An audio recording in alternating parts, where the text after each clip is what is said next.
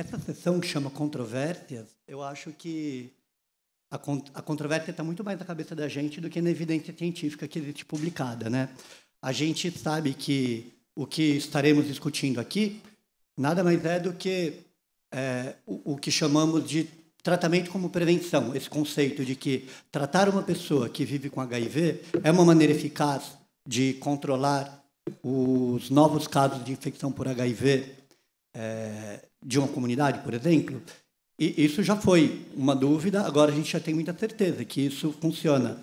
Tanto que, se você for ver os números de novos casos de infecção por HIV a cada ano no Brasil, antes mesmo da gente ter evidência publicada, a gente percebeu que a partir de 96, quando aprendemos a tratar o HIV de maneira eficaz e de maneira duradoura, conseguindo manter a supressão da carga viral de maneira efetiva, carga viral zerada, a gente vê que a partir de 96 o número de novos casos começa a parar de explodir como estava explodindo e começa a se estabilizar.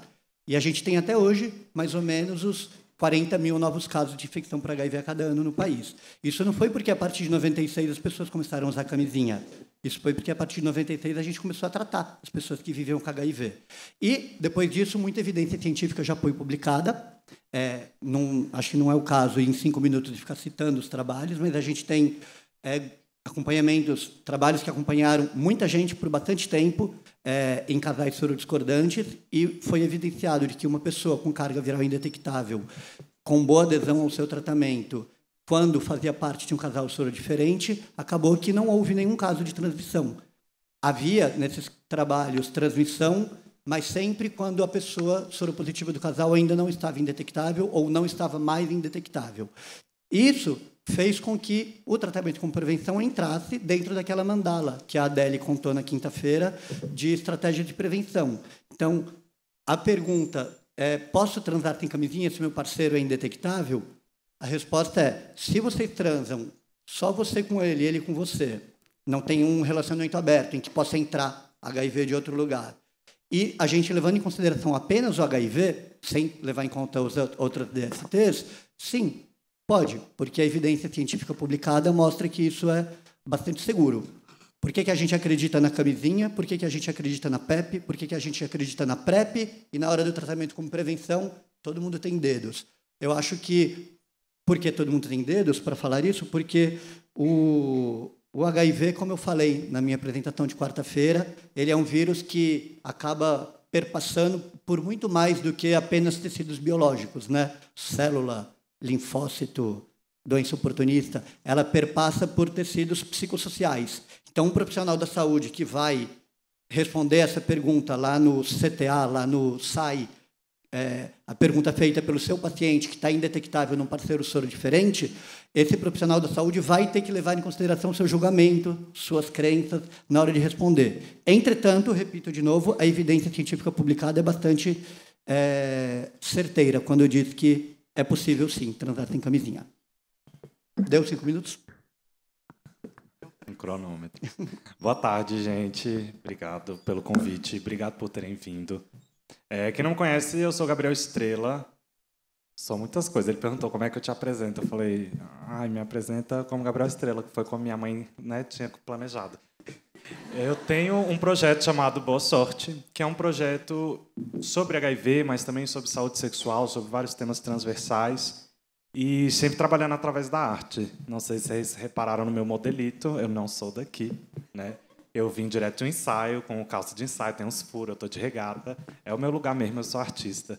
E a forma que eu encontrei para falar sobre HIV, da minha perspectiva, né, de quem vive com HIV já há quase 7 anos, foi principalmente através do YouTube. Então, eu tenho um canal no YouTube já há mais de 1 ano. Quem quiser acompanhar, vocês que vocês estão tudo no celular, Projeto Boa Sorte, já se inscreve, tá? Acho muito importante para vocês. Vocês vão receber muita coisa aqui sobre esses tecidos, né, que o Rico falou. Mas existe um material aí de estudo de vocês que talvez não esteja num lugar de tão óbvio acesso, né? Abrir o YouTube, assistir uma série, são coisas que, para a gente da arte, é muito claro o estudo. E eu não sei se vocês veem assim.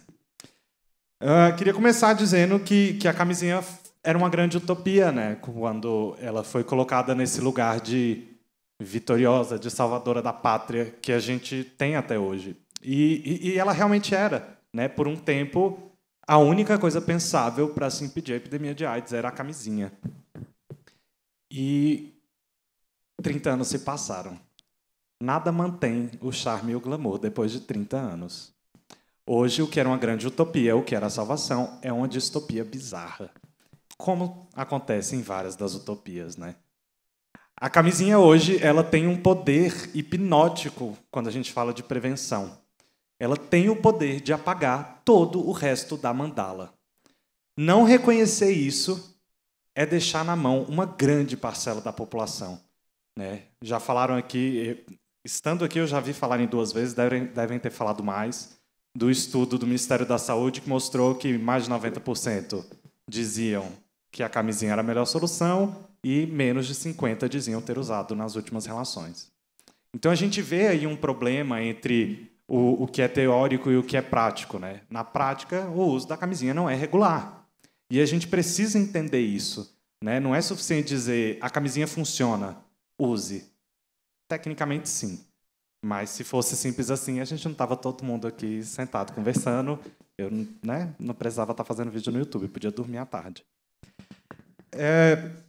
E é muito importante a gente entender também que aí não é para matar a camisinha, ninguém está aqui querendo fazer grandes fogueiras com camisinhas, né, e instituir que acabou, que a gente não vai mais usar. E que camisinha é essa? Porque existem vários tipos, né? Quando a gente fala de descentralizar a prevenção, a gente só está falando de reconhecer esse hipnotismo, né? Eu estava conversando com o Rico, a gente vai falar de PrEP, o primeiro argumento é mas as pessoas vão parar de usar camisinha.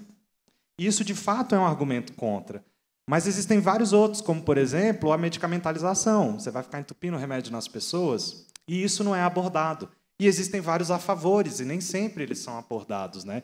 Então, que poder é esse que a camisinha tem de encerrar todos os outros diálogos? A gente tem que correr disso. Quanto mais diálogo, melhor para a prevenção em saúde. E aí eu acho muito legal que o Rico colocou essa questão, né, de por que essa dificuldade da camisinha, por que essa resistência, né? E a camisinha tem a ver com impedir o contato. E a gente quer entrar em contato, a gente faz sexo para ter contato, e não é só contato físico, mas o contato físico faz parte, né? E aí a gente pode discutir várias outras questões de sexualidade, né? De por que uma membrana ali sintética me atrapalha tanto se eu tenho um corpo todo cheio de sensores ali, né? Cheio de possibilidades, né? É só uma parte que está coberta, às vezes ela nem é tão grande assim, né? Por que isso é um impedimento tão grande? Mas, mais do que isso também, entender por que a camisinha se fez tão necessária, né? Quando a gente fala de barrar o contato, a gente está falando de excluir, de isolar as pessoas que vivem com HIV.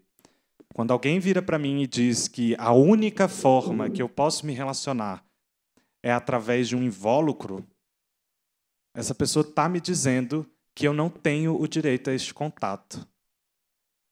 Essa pessoa está tirando de mim todo o direito de escolha, de como que eu vou viver minha vida.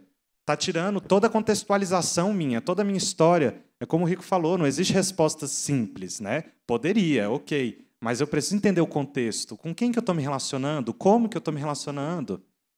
Tá? Então, eu acho importante que vocês se abram para esse diálogo entendendo isso. Tecnologia nunca vai ser o suficiente.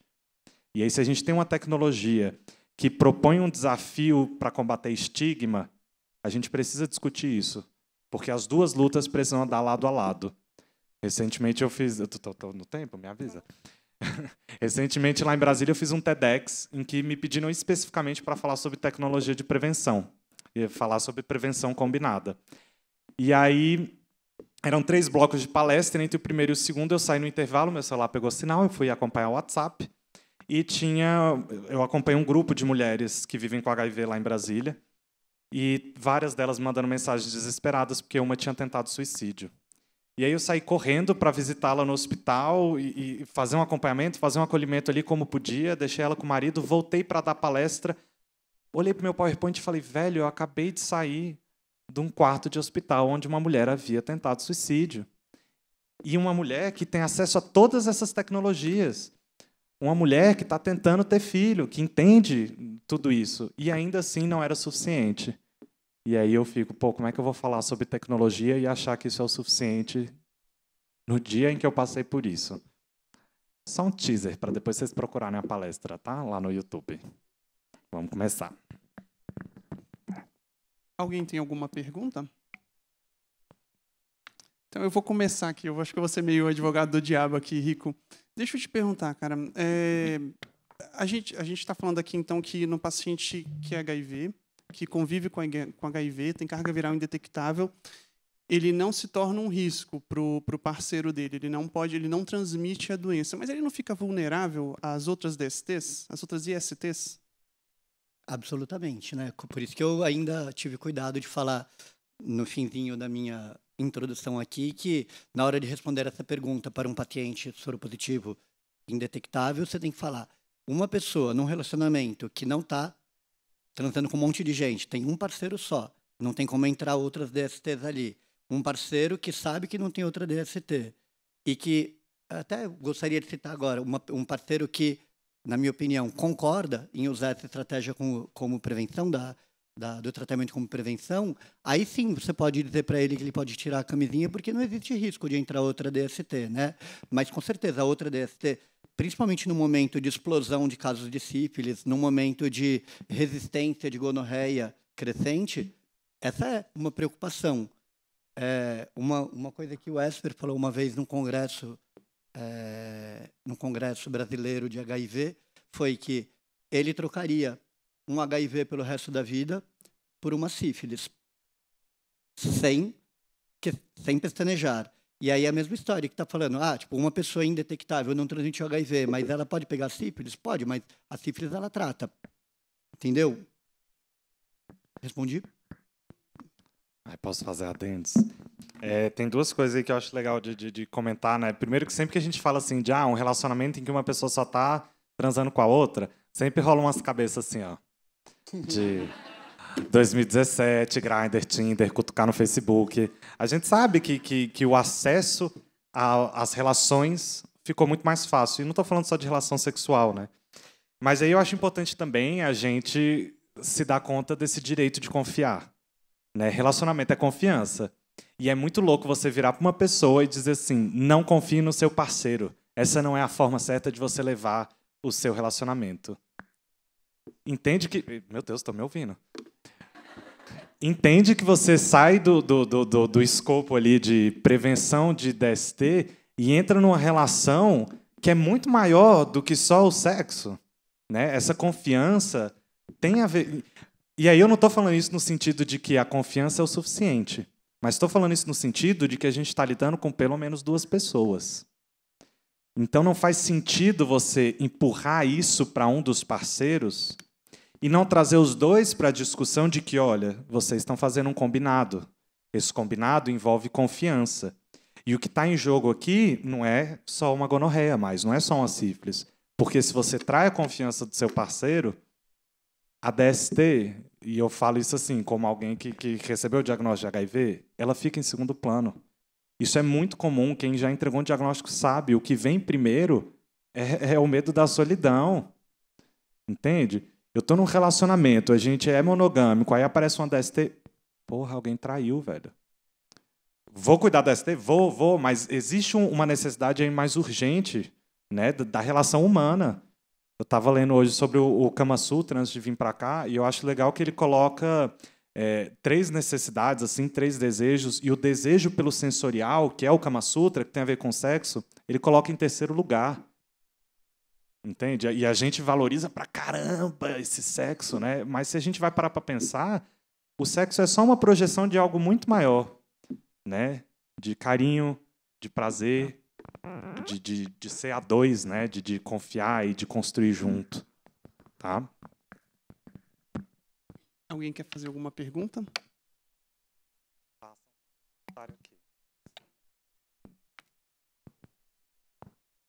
Teve em novembro do ano passado, lá no ID Week, que é uma conferência nos Estados Unidos de infectologia, uma mesa exatamente igual a essa, que era, tipo, se uma pessoa está indetectável, ele ainda precisa continuar usando camisinha, E aí eu assisti pela internet, e aí tinha uma pessoa dizendo que sim, tem que usar camisinha, e tinha outra pessoa defendendo não. Meio que falando o que a gente está falando aqui, que meio que nós dois estamos defendendo que é possível sim tirar a camisinha, né? E aí a pessoa que falava que você podia sim tirar a camisinha usou um argumento que eu achei muito bom, que ele falou que você tem que dar o peso certo para cada risco. Aí o exemplo que ele dava lá era uma pessoa que não vai andar nunca mais de avião porque aviões podem cair e anda de carro todo dia. Aí ele falou que o carro tem muito mais risco de te levar a um acidente do que andar de avião. E aí fica todo mundo gritando e batendo pé que como você vai tirar a camisinha com uma pessoa indetectável se existe um risco residual hipotético que nunca foi demonstrado ainda, que talvez precisamos de mais de 1 milhão de pessoas em acompanhamento por um século para mostrar esse caso. Aí ele falou, deu o peso certo para cada risco. A IST, a DST, eu acho que é um risco que a gente tem que lembrar um pouco mais perto da gente, um pouco maior do que o do HIV. Então, eu gosto que você traga essa questão da DST, até para lembrar do rastreamento que as pessoas têm que fazer, né? Estava conversando com um paciente no consultório outro dia, que ele acabou de descobrir que tinha HIV, e ele transou sem camisinha já com, 300 pessoas na vida, ele deve ter uns 30 anos, e ele nunca tinha feito nenhum exame nem de HIV, nem de DST na vida, porque ele fugia do assunto. Então, é a pessoa que anda de carro sem cinto, de olho fechado, falando no celular, mas não quer pensar no risco de sofrer um acidente, né? Alguém quer fazer alguma pergunta?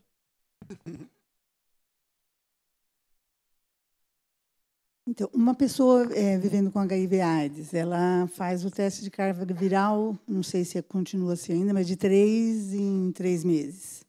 Ou até mais, né? E no caso, se ela toma essa decisão por ela estar indetectável, qual o risco de, nesses 3 meses, por alguma outra ocorrência, a carga viral dela subir e ela contaminar o parceiro, que é fixo, a parceira, enfim.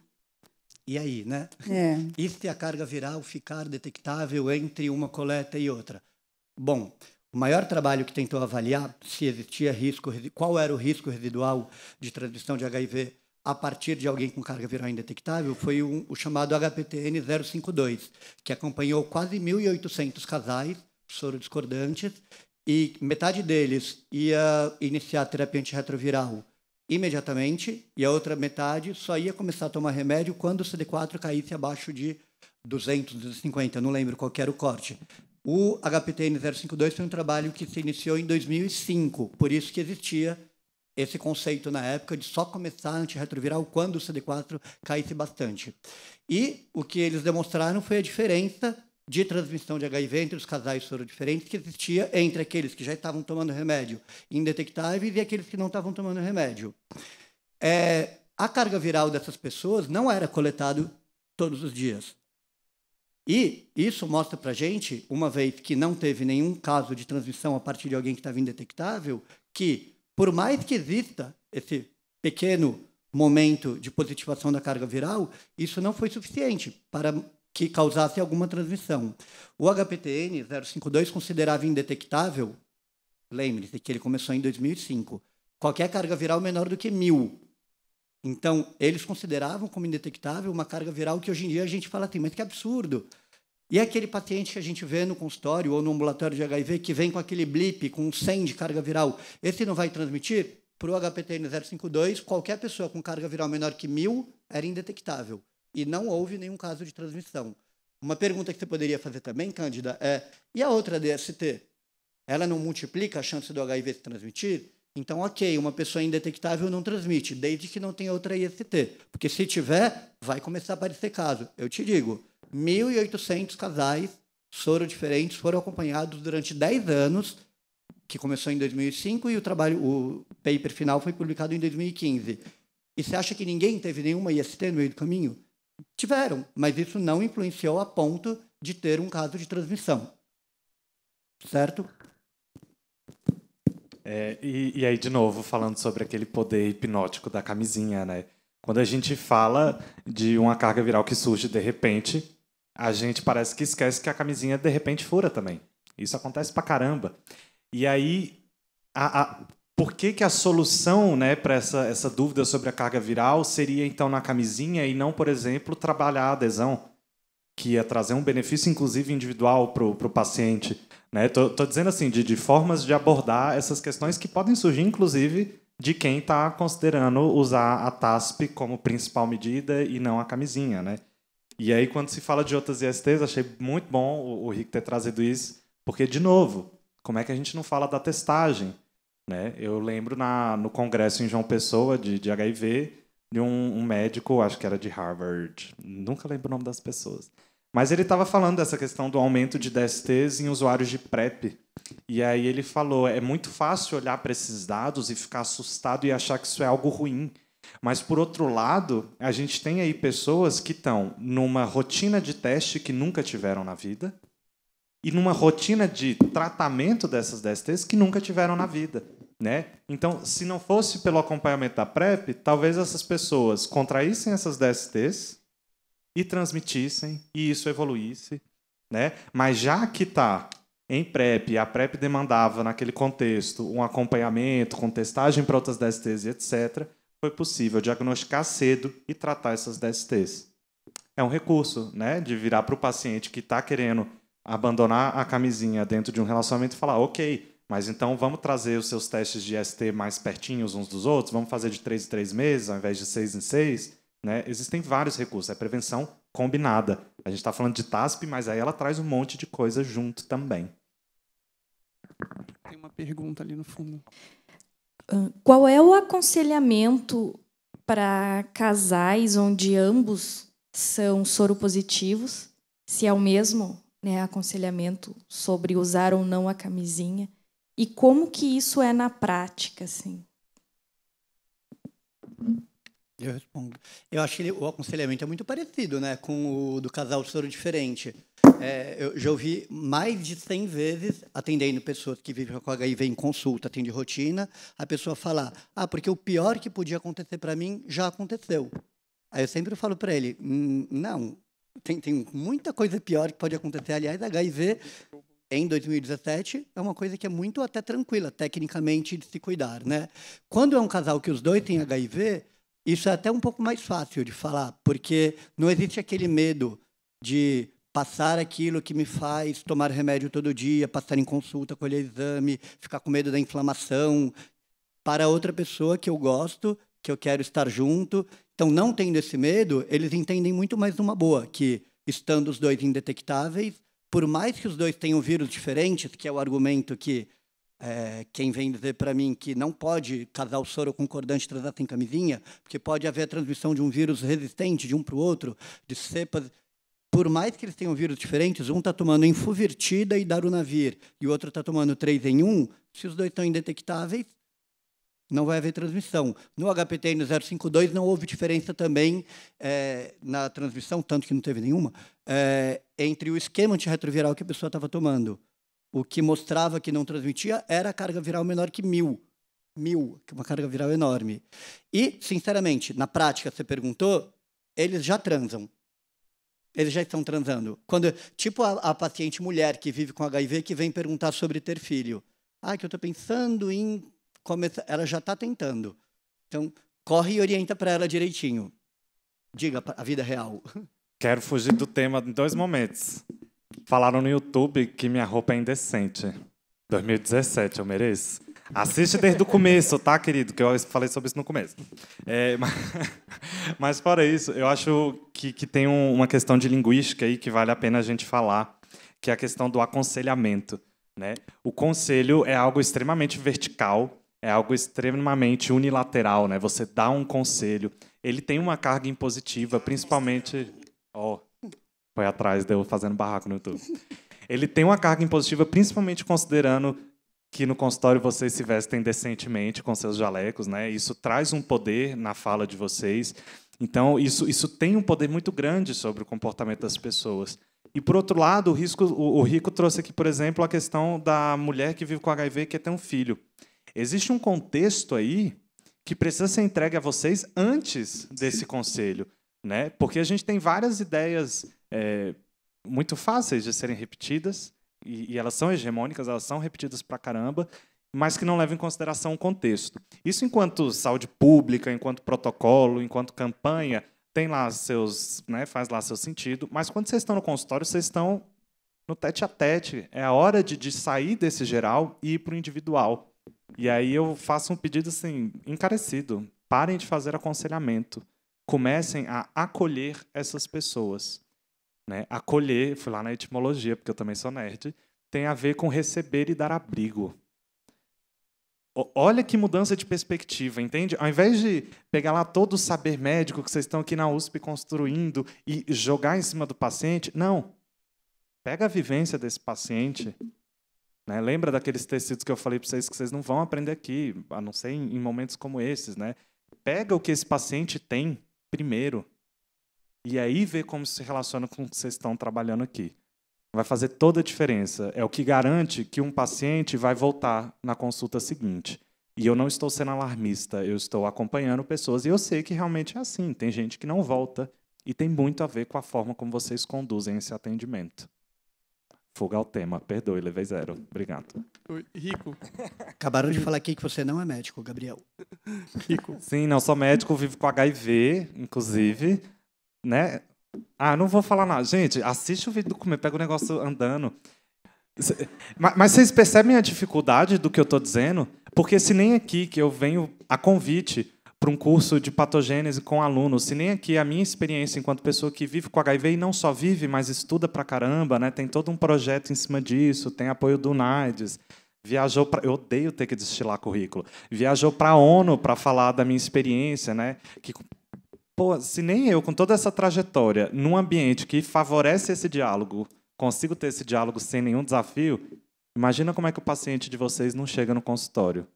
Ele chega lá tendo certeza que toda a história dele não vale de nada. E aí, adiciona-se a isso um estigma de culpa. Sabe? Da criança que meteu o dedo na tomada e aí chega na mãe e só chora e não vai falar nada. Porque fez algo errado. E aí, quando foi que transar de um jeito X ou Y virou certo ou errado? Porque se tem esse manual, inclusive, me empresta, porque eu tenho tido várias relações frustrantes. Tá? Rico, deixa eu te fazer uma pergunta aqui, cara. A Gisele Silva, aqui no Facebook, está perguntando se o acompanhamento da pessoa que usa ou não o preservativo é igual. Como, por exemplo, ela coloca aqui o tempo de avaliação da carga viral. Desses casais soro diferentes, se o acompanhamento fica o mesmo do paciente que não usa, que opta por usar ou não usar o preservativo. Eu cito de novo o HPTN 052, que eles não mudavam o segmento da pessoa que estava indetectável porque estava tomando remédio já e da que não estava. O acompanhamento era o mesmo. E, ainda assim, não houve nenhum caso de transmissão. Olha, quantas perguntas questionando uma coisa que já está tão sedimentada. E por que ninguém muda a estratégia de acompanhamento da pessoa que está usando camisinha com uma pessoa que vive com HIV indetectável? Por que a gente acredita na camisinha e não acredita na outra? Se eu pegar 1000 pessoas de uma comunidade, algumas são vulneráveis, e pedir para elas por, sei lá, 10 anos usarem camisinha como prevenção, será que eu não vou ter nenhuma pessoa nesses 10 anos que vão se infectar? Se alguns são vulneráveis, alguns provavelmente vão se infectar. O HPTN pegou 1.800 pessoas, acompanhou por 10 anos, não teve nenhum caso. Isso é bastante forte. Não é o único, tem os outros trabalhos que mostram isso também. Então, não mudaria, não. Tem mais alguma pergunta? Ninguém quer falar nada com medo dos meus barracos, é isso? Perdoe. Não, mas também a gente já está em cima do tempo, em cima do nosso horário, então a gente vai encerrar por aqui. Eu acho que vocês querem deixar alguma mensagem no final? Eu acho que no dia da roda de conversa eu falei que HIV não era uma questão apenas de gênero, né? Era uma coisa também de acesso. Quando eu falei acesso ali, eu não queria dizer acesso só ao Truvada, acesso à camisinha, mas é acesso à informação também.